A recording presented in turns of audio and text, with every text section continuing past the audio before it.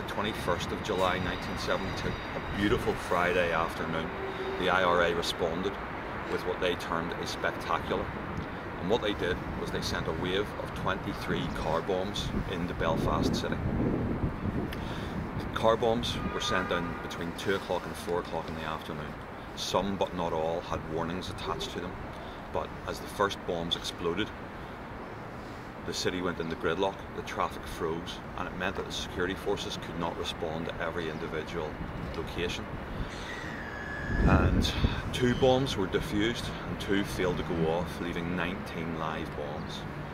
They targeted 2 train stations, 2 bus stations, the ferry terminal, and all the main roads in and out of the city. Miraculously, only 2 bombs took life. One in North Belfast on the Cave Hill Road, a no warning car bomb killed 2 Catholic women and a 14-year-old schoolboy. The bomb was parked high on the pavement outside a woman's shop. As she returned from her lunch, she realised there was a bomb in the back, and she started to warn people. She warned the schoolboy. Rather than him running away, he also started to warn people. It detonated, killing all 3. His name was Stephen Parker, and he was posthumously awarded the Queen's Commendation for Bravery Medal for his actions that day. His father was a reverend minister, and he could only identify his son's body by a box of trick matches he was playing with that morning. The other bomb that took life was where you're standing now. This was the site of the old Oxford Street bus station, and hundreds of people were sheltering in this bus station because as the first bombs exploded, they were too scared to leave or try to escape the city. There was a bomb seen, a car on the Blue Bridge, the Queen Elizabeth Bridge behind you, and an abandoned car, and the people were just too scared to move anywhere. At 2:40 in the afternoon, a warning was received there was a bomb here. At 2:50, the car on the bridge exploded. At 3 o'clock, soldiers finally arrived. They started to check the cars and the buildings, and as they approached the silver Volkswagen estate on the perimeter of the bus station, it blew up.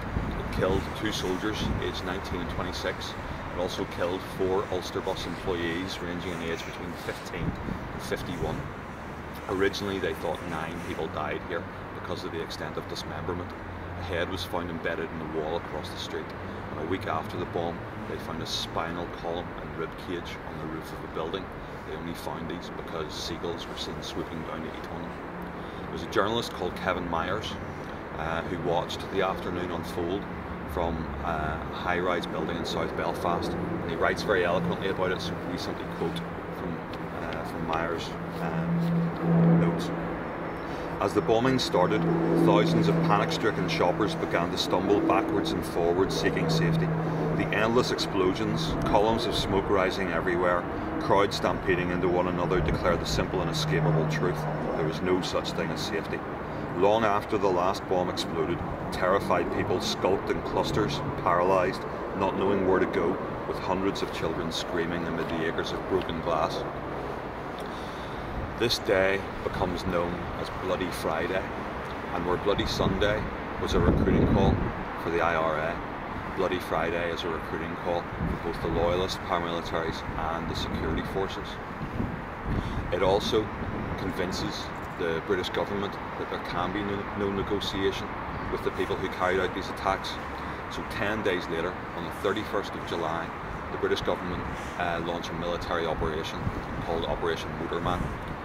It sees the British troop numbers increase from 12,000 to 30,000 British troops in Northern Ireland. It sees Saracen, Scout and Ferret armoured cars in huge numbers deployed, and most significantly it sees Centurion tanks brought into Derry on HMS Fearless. It sails up Lough Foyle and drops the Centurions.